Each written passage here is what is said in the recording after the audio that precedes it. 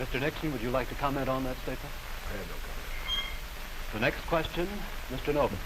Mr. Vice President, your campaign stresses the value of your 8-year experience, and the question arises as to whether that experience was as an observer or as a participant or as an initiator of policy making.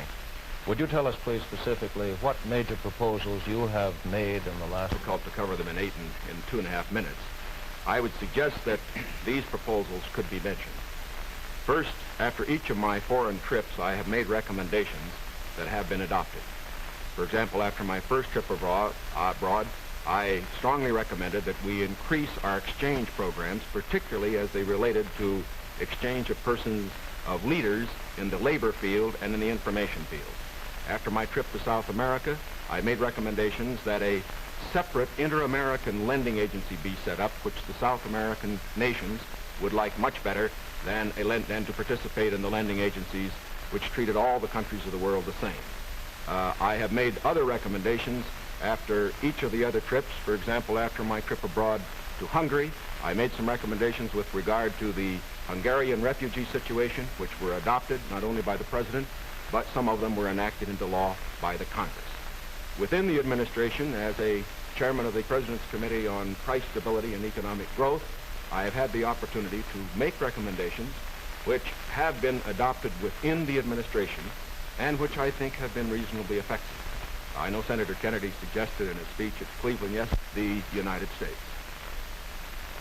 Well, I would say in the latter that and that's what I found somewhat unsatisfactory about the figures, Mr. Nixon, that you used in your previous speech. When you talk about the Truman administration, Mr. Truman came to office in 1944 and at the end of the war, and for 7.5 years.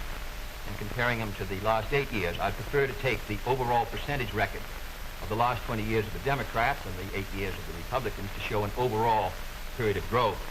In regard to price stability, I'm not aware that that committee did produce recommendations that ever were certainly before the Congress from the point of view of legislation in regard to controlling prices.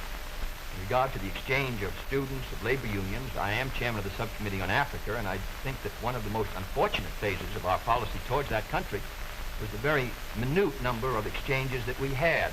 I think it's true of Latin America also. We did come forward with a program of students for the Congo of over 300, which was more than the federal government had for all of Africa the previous year.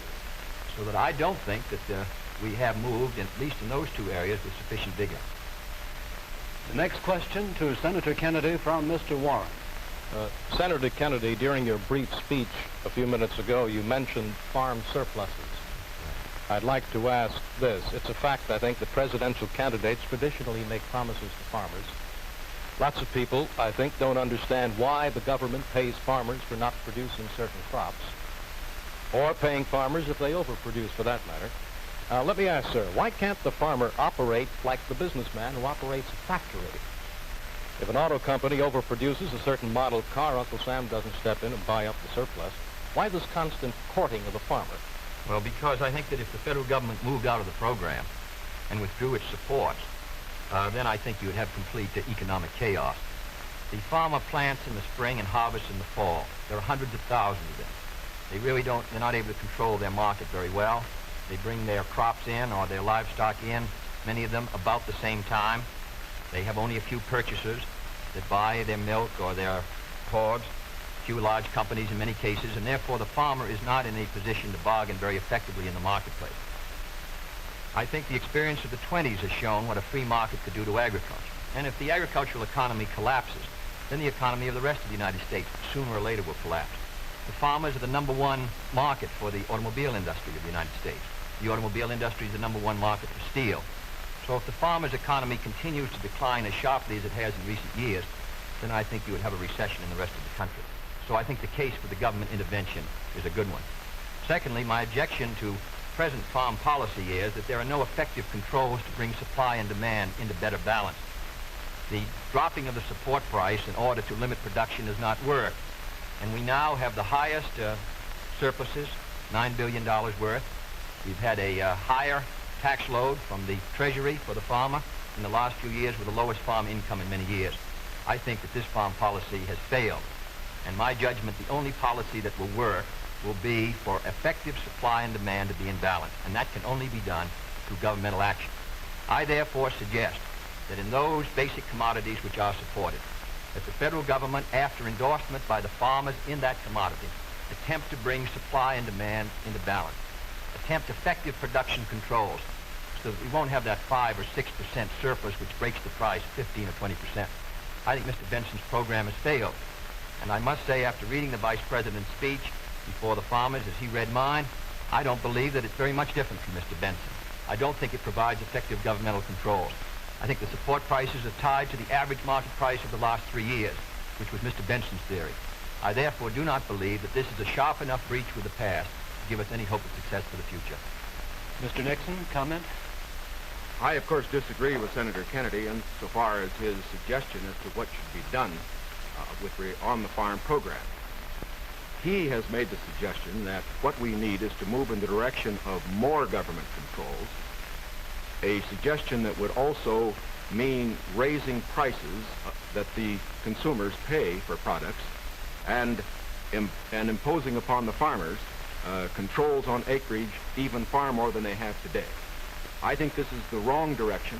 I don't think this has worked in the past. I do not think it will work in the future.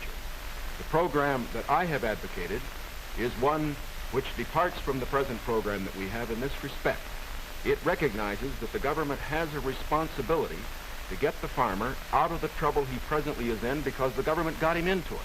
And that's the fundamental reason why we can't let the farmer go by himself at the present time. The farmer produced these surpluses because the government asked him to through legislation during the war.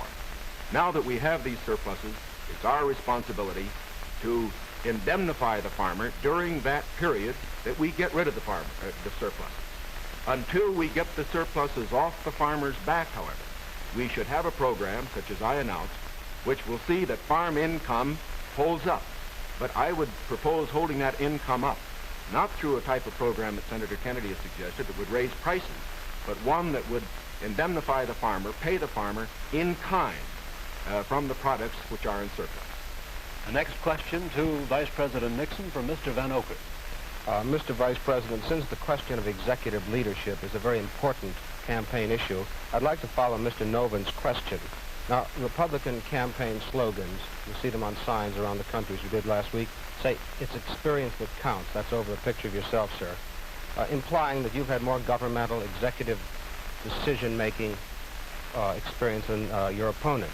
Now, in his news conference on August 24th, President Eisenhower was asked to give one example of a major idea of yours that he adopted. His reply was, and I'm quoting, "If you give me a week, I might think of one. I don't remember." Now, that was a month ago, sir, and the President hasn't brought it up since. And I'm wondering, sir, if you can clarify which version is correct, the one put out by Republican campaign leaders or the one put out by President Eisenhower? Well, I would suggest, Mr. Van Oker, that if you know the President, that was probably a facetious remark. I would also suggest that insofar as his statement is concerned, that I think it would be improper for the President of the United States to disclose the instances in which members of his official family had made recommendations, as I have made them through the years, to him which he has accepted or rejected. The President has always maintained, and very properly so, that he is entitled to get what advice he wants from his cabinet and from his other advisors without disclosing that to anybody, including, as a matter of fact, to Congress. Now, I can only say this. Through the years, I have sat in the National Security Council. I have been in the cabinet. I have met with the legislative leaders.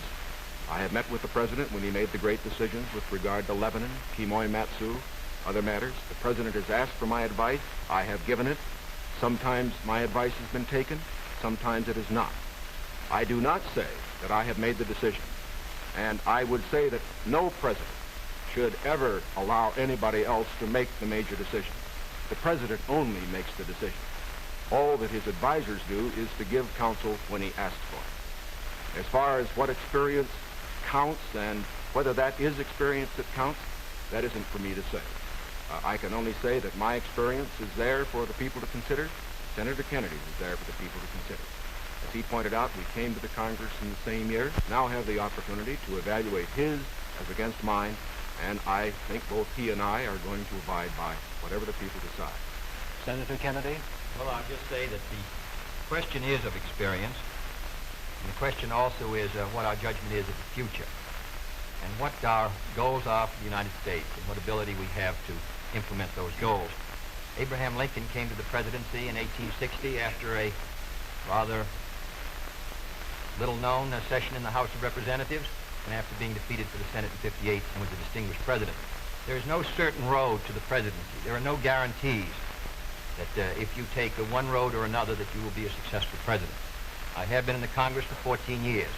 I have voted in the last 8 years, and the Vice President was presiding over the Senate, which candidate and which party can meet the problems that the United States is going to face in the 60s. The next question to Senator Kennedy from Mr. Novus. Senator Kennedy, in connection with these problems of the future that you speak of and the program that you enunciated earlier in your direct talk, you call for expanding some of the welfare programs for schools, for teacher salaries, medical care, and so forth, but you also call for reducing the federal debt. And I'm wondering how you, if you're president in January, would go about paying the bill for all this. Does this mean that I did not advocate reducing the federal debt because I don't believe that you're going to be able to reduce the federal debt very much in 1961, 2, or 3. I think you have heavy obligations which affect our security, which we're going to have to meet. And therefore, I've never suggested we should be able to retire the debt substantially or even at all in 1961 or 2. Senator, I believe in one of your speeches you suggested that reducing the interest rate would help toward... No, not reducing. However, the kind of programs that I talk about, in my judgment, are fiscally sound. Medical care for the aged, I would put under Social Security. The Vice President and I disagree on this. The program, the Nixon or the Nixon-Javits program, would have cost, if fully used, $600 million by the government per year and $600 million by the state. The program which I advocated, which failed by 5 votes in the United States Senate, would have put medical care for the aged in Social Security and would have been paid for through the Social Security system and the Social Security tax. Secondly, I support federal aid to education and federal aid for teachers' salaries. I think that's a good investment. I think we're going to have to do it. And I think to heap the burden further on the property tax, which is already strained in many of our communities, will ensure, in my opinion, that many of our children will not be adequately educated and many of our teachers not adequately compensated. There is no greater return to an economy or to a society than an educational system second to none. On the question of the development of natural resources, I would pay as you go, in the sense that they would be balanced and the power revenues would bring back sufficient money to finance the projects, in the same way as the Tennessee before us all. Faces all Republicans and all Democrats is, can freedom in the next generation conquer, or are the communists going to be successful? That's the great issue. And if we meet our responsibilities, I think freedom will conquer. If we fail to move ahead, if we fail to develop sufficient military and economic and social strength here in this country, then I think that the tide could begin to run against us. And I don't want historians 10 years from now to say, these were the years when the tide ran out for the United States. I want them to say, these were the years when the tide came in. These were the years when the United States started to move again. That's the question before the American people, and only you can decide what you want this country to be, what you want to do with the future. I think we're ready to move, and it is to that great task, if we're successful, that we will address ourselves. Thank you very much, gentlemen. This hour has gone by all too quickly. Thank you very much for permitting us to present the next President of the United States on this unique program. I've been asked by the candidates to thank the American networks and the affiliated stations for providing time and facilities for this joint appearance. Other debates in this series will be announced later and will be on different subjects. This is Howard K. Smith. Good night from Chicago.